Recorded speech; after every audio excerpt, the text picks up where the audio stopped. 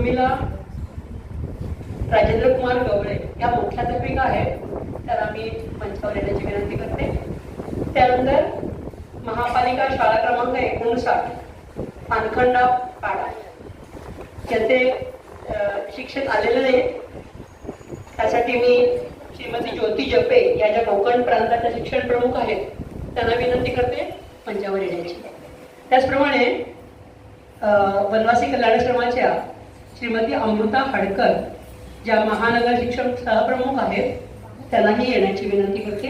श्रीमती मंगला शेळके या पण महानगर महिला सहप्रमुख आहेत। उपासना केंद्राच्या वतीने आपण या दोन्ही शाळांना 5वी 6वी 7वी 8वी या वर्गाच्या इंग्रजी गणित आणि विज्ञान या विषयांचे नवनीतची गाईड्स आपण देतो आहे। शिवाय चित्रकलेसाठी वह्या देतो आहे दोन्ही सगळ्या इयत्तांच्या मुलांसाठी। हे आपल्या सगळ्यांच्या सहकार्याने काम होत आहे, त्यासाठी गजानन महाराज उपासना केंद्र आपल्या सर्वांसाठी धन्यवाद।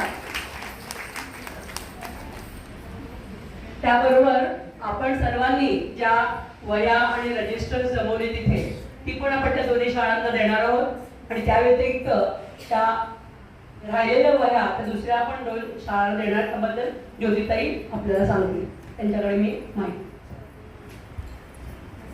शरद भाऊ पुढे या।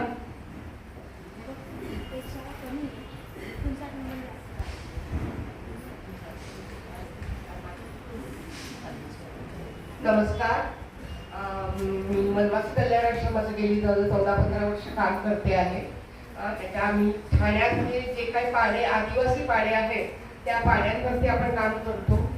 येऊरच्या काही पाड्यांवरती काम करतो, त्याचबरोबर ओळा भागामध्ये पानखंडा पाडा आणि कोकणी पाडा या दोन्ही ठिकाणी आपलं काम आहे।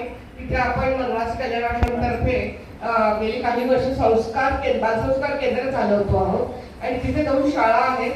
तर यावर्षी जेव्हा मंजिरीताईंनी विचारलं की तुमच्या परिचयातल्या काही शाळा आहेत का की ज्यांना आपण शैक्षणिक साहित्य देऊ शकतो, तेव्हा मी म्हटलं नक्कीच, म्हटलं पानखंडा पाड्यावरती पण शाळा आहे आणि कोकणी पाड्यावरती पण आहे। तर या माझ्या दोन्ही सहकाऱ्यांनी त्यांच्याशी संपर्क साधला। त्याच्यामध्ये मंगल शेळके पानखंडा पाड्यावरती काम करतात, अमृता हडकर कोकणी पाड्यावरती काम करतात। तर शाळेशी संपर्क काढून शाळांची जी माहिती पटाची संख्या इयत्ता वाईज जी हवी होती ती काढली आणि मंजिरीताईंना दिली आणि त्यांच्या ज्या काही रिक्वायरमेंट्स होत्या जसं 5वी 6वी 7वी 8वीच्या मुलांसाठी इंग्लिश गणित आणि